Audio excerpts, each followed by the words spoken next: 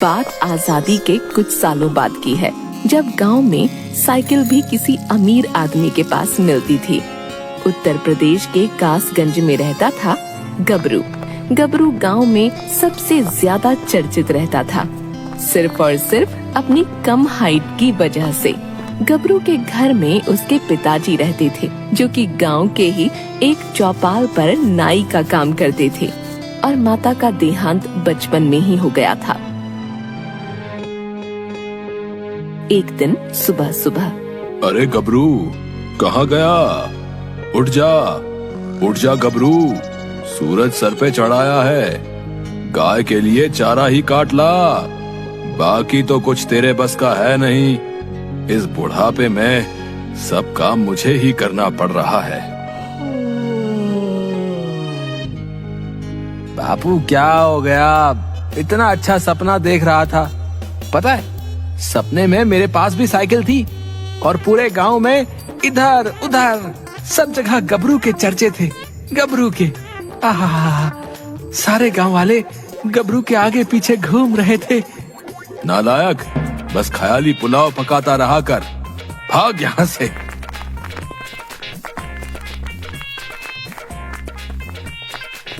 नहर के पास से घास काट कर ला। हाँ बापू, जा रहा हूँ। मार क्यों रहे हो? जा तो रहा हूँ।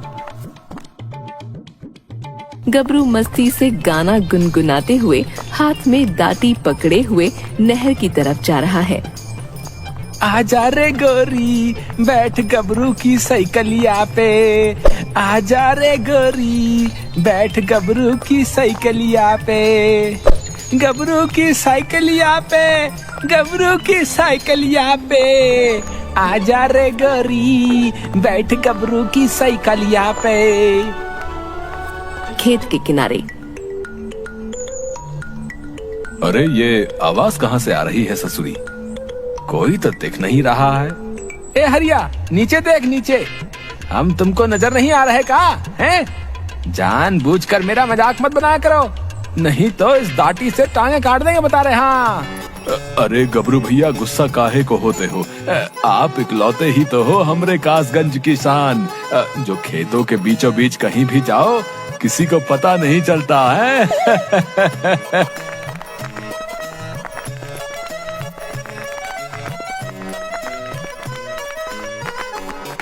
रुक जरा, तनिक रुक तो सही, बताएं हम तुझे। हाँ, सब हमारा मजाक उड़ाते रहते हैं, सबको सबक सिखाएंगे एक दिन। हाँ, ससुरा गाने का मजा ही किरकिरा कर दिए था तेरे की। उसके बाद गबरू अपने खेत में जाता है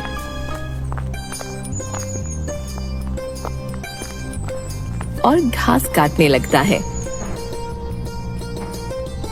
घास काटने के बाद घास की गठरी सर पर उठाकर अपने घर की तरफ चलता है।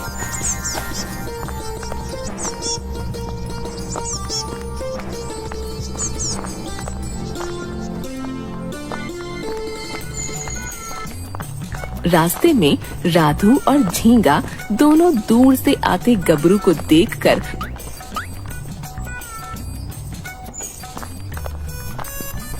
अरे झींगा, देख घास की गठरी चल के आ रही है। क्या मस्त ठुमक ठुमक कर चल रहा है हमार कासगंज की शान। लेकिन ऐसा लग रहा है जैसे घास के पैर लगे हो। गबरू चलते चलते उन दोनों के आगे से निकल जाता है और घर पर पहुंचकर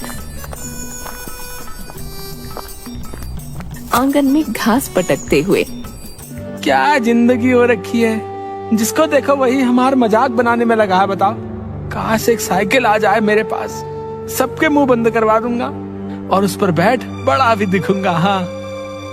इतने में गबरू के पिताजी वहां आ जाते हैं और कहते हैं, आ गया तू, देख रोटी बना ली है, खा ले, और उसके बाद जानवरों को नदी पर पानी पिलाने ले जाना। ठीक है बापू, ले जाऊंगा। उसके बाद गबरू खाना खाता है और जानवरों को नदी की तरफ ले जाने लगता है।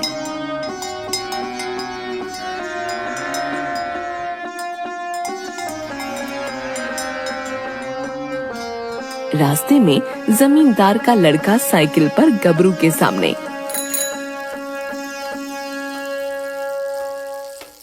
अरे गबरू, देख इसे कहते हैं साइकिल, देखिए कभी, बापू ने शहर से मंगवाई है। भाई एक बार चलाने को देना, मेरा बहुत मन करता है। देना देना देना, मुझे भी देना। हट पीछे, छू मत मेरी साइकिल को, गंदी करेगा क्या बौने? बौना किसे बोल रहा है? बौना किसे बोल रहा है? गुस्से में साइकिल को लात मारते हुए और जमींदार का लड़का साइकिल लेकर वहां से चला जाता है।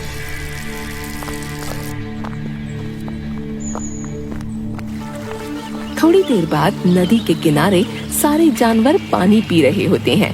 तभी गबरू की एक भेड़ जंगल की तरफ चली जाती है। अरे रुक, कहाँ जा रही है? रुक तो सही। अरे कहाँ जंगल में घुसी जा रही है? गबरू अपनी भेड़ को ढूंढते ढूंढते जंगल में चला जाता है।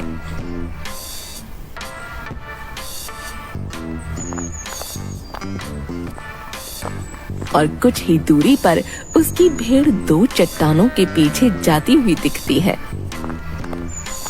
गबरू उसके पीछे चट्टानों की तरफ जाता है।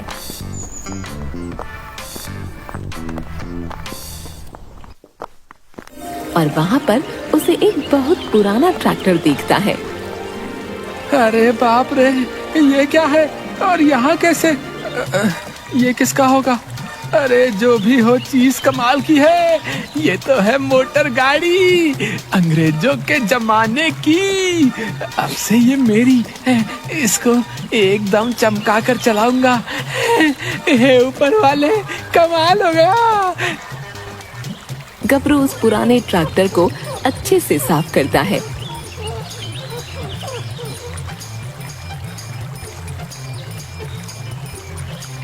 सफाई तो हो गई, अब ये ससुरा चलेगा कैसे?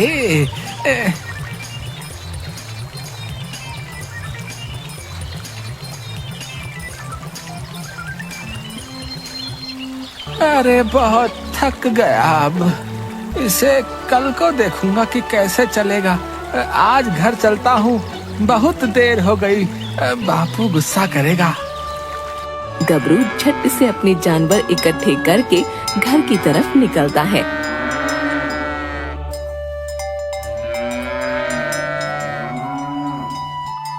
रास्ते में उसे राधू और झींगा दिखते हैं।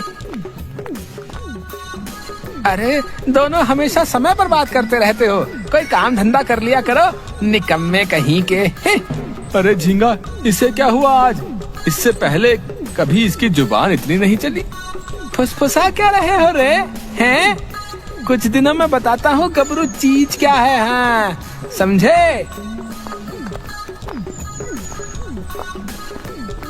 अगली सुबह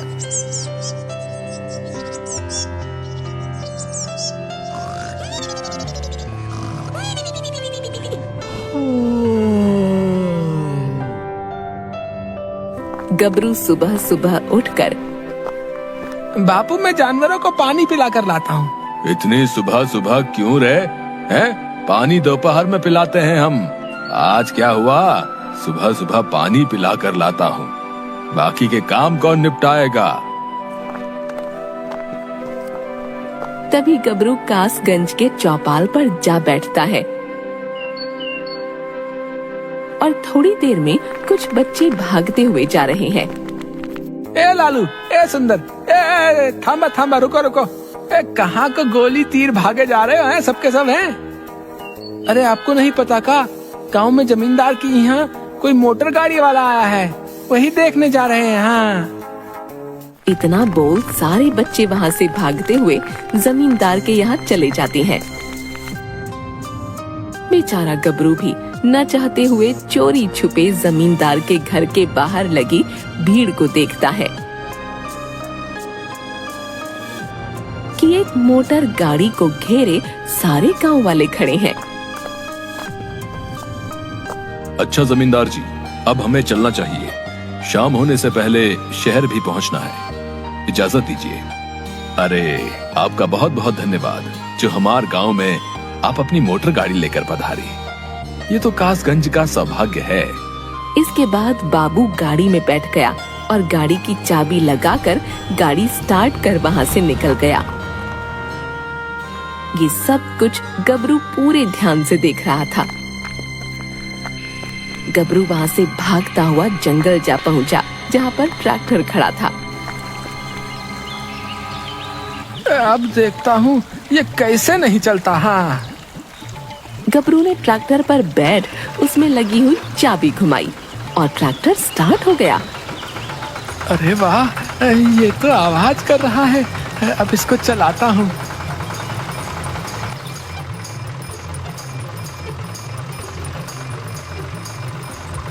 अब सबको बताऊंगा कि गबरू किस खेत की मूली है। हाँ। गबरू सारे गांव में ट्रैक्टर घुमाता है।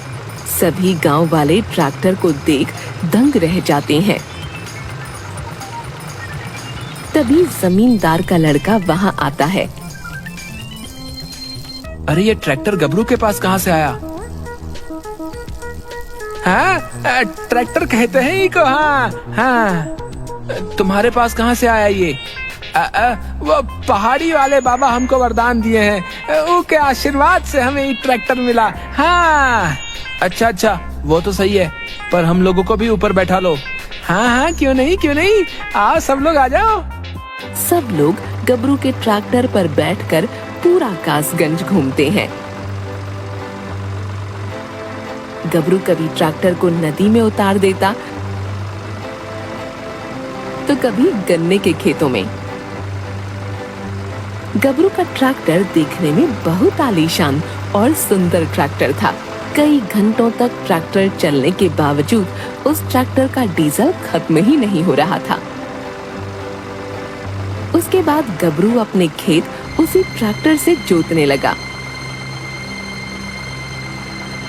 और कासगंज के अधिकतर खेतों की जुताई गबरू ही करने लगा।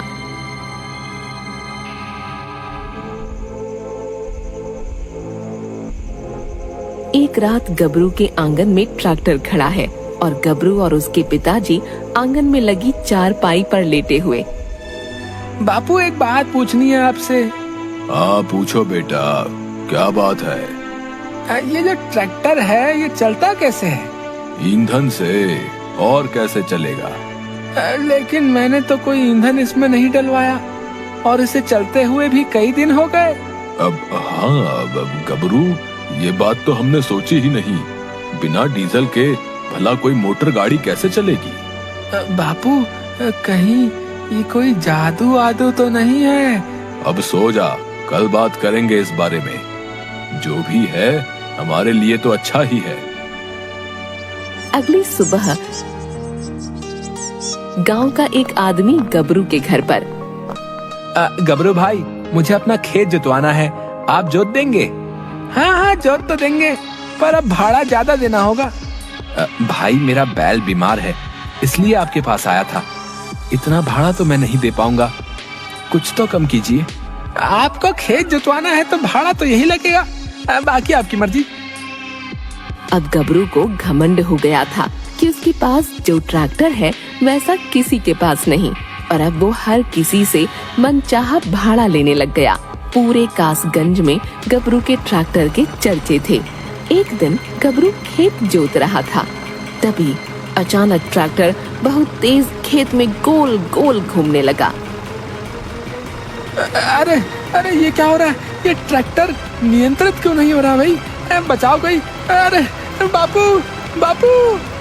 मैं एक जादुई ट्रैक्टर हूँ जो तुम्हारी ईमानदारी के कारण तुम्हारे पास आया था, लेकिन तुम घमंडी हो गए, लालची बन गए।